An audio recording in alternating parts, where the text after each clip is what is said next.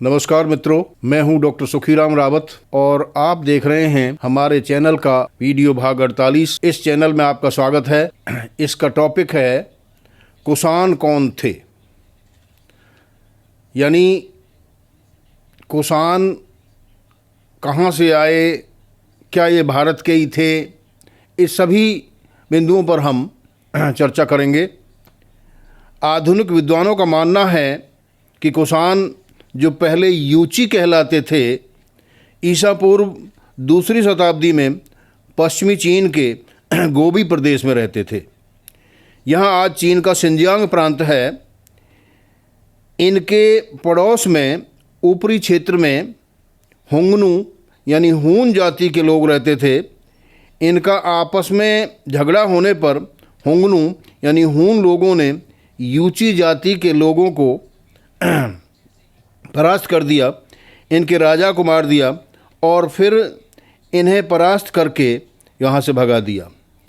इस पर यूची जाति के लोगों ने अपना प्रदेश छोड़ दिया और फिर इन्होंने शकों के क्षेत्र पर आक्रमण करके उन्हें वहाँ से भगा दिया। यानी ऊपरी स्थान से नीचे की ओर आकर कश्यप सागर के आसपास जहाँ शक लोग रहते थे, वहाँ पर इन्होंने अपना राज्य स्थापित कर लिया। यहाँ ये 2 भागों में बटे।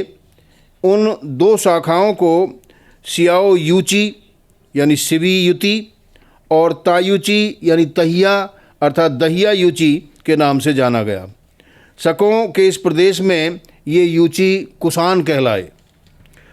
अब हम ये देखते हैं कि कुषाण शब्द की व्युत्पत्ति कैसे की जाती है। विद्वानों ने कुषाण शब्द को संस्कृत के कृषाण शब्द से माना है, यानी कृषाण का अपभ्रंश कुषाण हो गया, ऐसा उनका मानना है। कृषाण का अर्थ किसान होता है, इसलिए कुषाणों का समीकरण जाटों से किया जाता है। जाटों में कुशवान गोत्र भी मिलता है। कलहनकृत राजतरंगिणी में कुषाणों को तुरुस्क कहा गया है और राजा ययाति के पुत्र तुर्वसु जो चंद्रवंशी थे, उनका वंशज माना गया है। प्रसिद्ध विद्वान शिव कुमार गुप्त ने यूची शब्द को चंद्रमा का पर्यायवाची मानकर कुषाणों को चंद्रवंशी माना है। वासुदेव शरण अग्रवाल ने महाभारत के सभा पर्व और भीष्म पर्व का संदर्भ देकर यह बताया है कि शकों का मूल स्थान शकद्वीप यानी मध्य एशिया में शकद्वीप था। इसी शकद्वीप से शकस्थान, सिविस्थान आदि शब्द बने हैं। यहाँ इनकी शाखा तुषार, जिसे तुरुस्क या तुखार के नाम से भी जाना गया, यानी तुषार और ऋषिक जिन्हें यूची भी कहा गया, इनके साथ अर्जुन का घोर युद्ध हुआ था। यानी तुषार और ऋषिकों के साथ अर्जुन का घोर युद्ध हुआ था और बड़ी कठिनाई के साथ ही अर्जुन ने इन्हें हराया था। रामायण के किष्किंधा कांड में भी ऋषिक यानी यूची और माहिशक यानी महाशक, जिन्हें ग्रीकों ने मस्सागेटे यानी जाट कहा है, महाजाट कहा है, इनका वर्णन मिलता है। यानी किष्किंधा कांड में ऋषिक और माहिशक लोगों का वर्णन मिलता है। ये कब मिलता है? जब महारानी सीता का पता लगाने के लिए पश्चिम में कुछ लोग राजा सुग्रीव ने भेजे थे, तो वहाँ पर उनका संपर्क ऋषिक और माहिशक लोगों से भी हुआ था। तो ये ऋषिक और माहिशक कौन हैं? फिर ये ऋषिक को विद्वान यूची मानते हैं और माहिशक को महाशक यानी मस्सागेटे यानी जाट माना जाता है। प्रसिद्ध विद्वान B.S. दहिया, भीम सिंह दहिया ने अपनी पुस्तक जाट्स द एंशिएंट रूलर्स में कुषाणों को खड़े होकर यज्ञ करने वाला बताया है। यानी ये खड़े होकर और किसी लंबे कलछू आदि से यज्ञ करते थे। आचार्य यास्क ने ऐसे लोगों को दर्वी होमी कहा है। यानी इनका यास्क ने भी एक तरह से वर्णन किया है दर्वी होमी कहकर। और ये दर्वी होमी कौन हैं? दर्वी होमी वो हैं जो लंबे कलछू से यज्ञ करते थे और जिन्हें कश्मीर के दार प्रदेश का होना बताया गया है। यानी महाराजा कनिष्क का भी कश्मीर में राज्य था और यहीं पर बौद्धों की चौथी संगीति बुलाई गई थी। तो इस तरह से दार प्रदेश में भी जाटों का होना सिद्ध होता है। कनिंघम के अनुसार भारत के जाट, यूरोप के जेटी या जिट और गौथ और चीन की यूची जाति एक ही है, अलग नहीं है। यानी ये केवल स्थान भेद से और फिर भाषा भेद के कारण अलग अलग नाम हो गए हैं, वैसे ये सब एक ही है। कनिंघम का ऐसा मानना है। तुर्वसू के प्रदेश का नाम तुरुस्क अथवा तुर्किस्तान है, जिसे इस समय चीनी सिंजियांग प्रांत के नाम से जाना जाता है। प्रसिद्ध विद्वान सत्यकेतु विद्यालंकार ने अपनी पुस्तक में ये बताया है कि 17वीं शताब्दी ईसा पूर्व में कश्यप कुल के कस्साइट आर्य कबीले ने बेबीलोन पर आक्रमण किया था। तो उस समय ईरान के कुछ युति या जुटी लोग उजड़कर चीनी तुर्किस्तान चले गए, जहाँ ये युति भाषा भेद के कारण यूची कहलाए।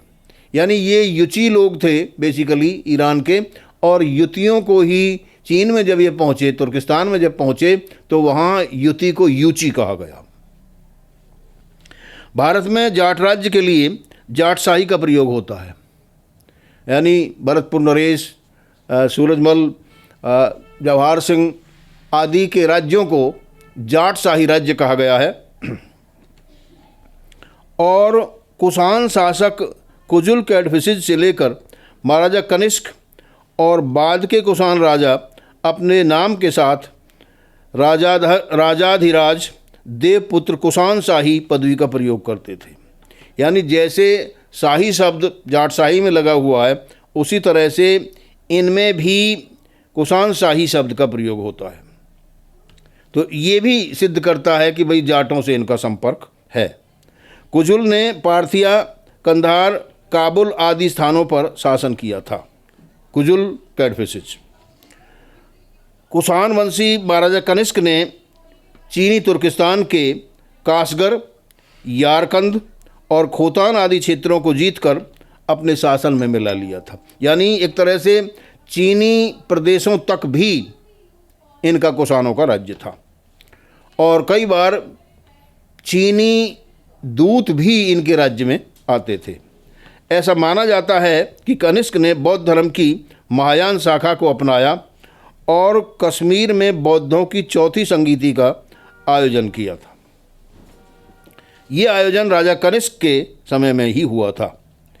इसमें प्रसिद्ध विद्वान वसुमित्र और अश्वघोष की अध्यक्षता में यह सभा का आयोजन हुआ और बौद्ध धर्म के प्रसिद्ध सिद्धांतों को संस्कृत में रूपांतरण किया गया। विनय पिटक आदि जो पहले पाली में थे, उनको संस्कृत में उनका अनुवाद किया गया। राजा कनिष्क ने ईसा की प्रथम शताब्दी में 78 ईस्वी में शक सम्मत को अपनाया। अतः इसी वर्ष को आधार मानकर भारत में भी शक सम्मत को राष्ट्रीय सम्मत के रूप में माना गया। कुछ विद्वानों का मत है कि भारत में शक सम्मत का प्रवर्तक राजा कनिष्क ही था। इसका कारण यह माना जाता है कि ईसवी सन की प्रारंभिक शताब्दियों में कौशाम्बी के मगहों, नेपाल के लिच्छवियों, मध्य एशिया के ख्वारिज्मी शासकों के शक सम्मत, यानी इन्होंने शक सम्मत का प्रयोग किया था। इस प्रकार एक बहुत बड़े भूभाग पर शक सम्मत का प्रचलन था। तो यही कारण है कि कुषाण नरेश कनिष्क ने भी इसको शक सम्मत को अपनाया। और दूसरा कारण ये भी दिया जाता है कि कुषाण बेसिकली शक प्रदेश में रहने के कारण शक ही हैं, अतः शक सम्मत का प्रचलन वैसे भी इनका हक बनता है और इसके लिए कुषाणों को श्रेय दिया जाता है। ये केवल बौद्ध ही नहीं थे, महाराजा कनिष्क केवल बौद्ध ही नहीं थे, बल्कि दूसरे धर्मों का भी ये आदर करते थे। यानी स्वयं बौद्ध थे पर दूसरे धर्मों का निरादर करते थे, ऐसा नहीं है। ये शैव, ब्राह्मण धर्म, भागवत धर्म, जैन धर्म आदि धर्मों का समान आदर देते थे। इस प्रकार अपनी प्रजा में सामंजस्य की भावना रखते थे। परंतु ईसा की 3री-4थी शताब्दी में नागवंश और फिर गुप्त वंश के शासकों के समय इनका अंत हो गया। तो इस प्रकार एक महान वंश का अंत हम देखते हैं। तो इस प्रकार मित्रों, आज के इस वीडियो में बस इतना ही। तो हम आपसे उम्मीद करते हैं कि इसको आपने ध्यान से सुना होगा। आप इसे पसंद करते हैं इस वीडियो को, तो इसको सब्सक्राइब करें, इसे फॉलो करें, लाइक करें, शेयर करें। आपका बहुत बहुत धन्यवाद। नमस्कार मित्रों, मैं हूं डॉक्टर सुखीराम रावत और आप देख रहे हैं हमारे प्रचार के लिए इस पुस्तक का टाइटल है पलवल जिले के प्राचीन शहरों और गांवों का इतिहास। ये हमने भारत सरकार की एक नीति से प्रेरित होकर लिखी है। उसकी नीति क्या है भारत सरकार की? इसमें ये बताया गया है कि vocal for local and local to global, यानी कि जो लोकल चीजें हैं, स्थानीय चीजें हैं, उनके लिए ज्यादा से ज्यादा मुखरित होना, प्रशंसा करना और फिर उनको ग्लोबल लेवल तक, संसार के लेवल तक, वर्ल्ड के लेवल तक पहुंचाना। तो हमारा उद्देश्य इस इतिहास की पुस्तक को लिखने का भी यही है कि ये है तो स्थानीय, लेकिन इसमें पूरे भारतीय उपमहाद्वीप को कवर किया है। यानी जैसे जो व्यक्ति भिन्न भिन्न स्थानों पर और भिन्न भिन्न कालों में यहाँ आए, भिन्न भिन्न जगहों से, तो उनको हमने उनका पूरा बायोडाटा, उनका पूरा विवरण दिया है कि कब आए, क्यों आए, किन परिस्थितियों में आए, तो उसका हमने किया है। और इस तरह से इसमें हमने क्या क्या दिया है, पलवल जिले के 3 प्राचीन शहरों और 24 प्राचीन गांवों के ज्ञात एवं अज्ञात इतिहास का विस्तृत वर्णन है यहाँ। ये शहर और गांव ब्रिज। मित्रों, यदि यह पुस्तक आपको अच्छी लगे तो आप हमारे फ़ोन नंबर पर हमसे संपर्क कर सकते हैं। पुस्तक का टाइटल एक बार फिर मैं आपको बता देता हूँ। पुस्तक का टाइटल है पलवल जिले के प्राचीन शहरों और गांवों का इतिहास, लेखक डॉक्टर सुखीराम रावत। इनके फ़ोन नंबर पर यदि आपको अच्छी लगे तो संपर्क कर सकते हैं। आप जहाँ कहीं भी रहते हैं, पुस्तक वहीं पहुँचाई जा सकती है। धन्यवाद, नमस्कार।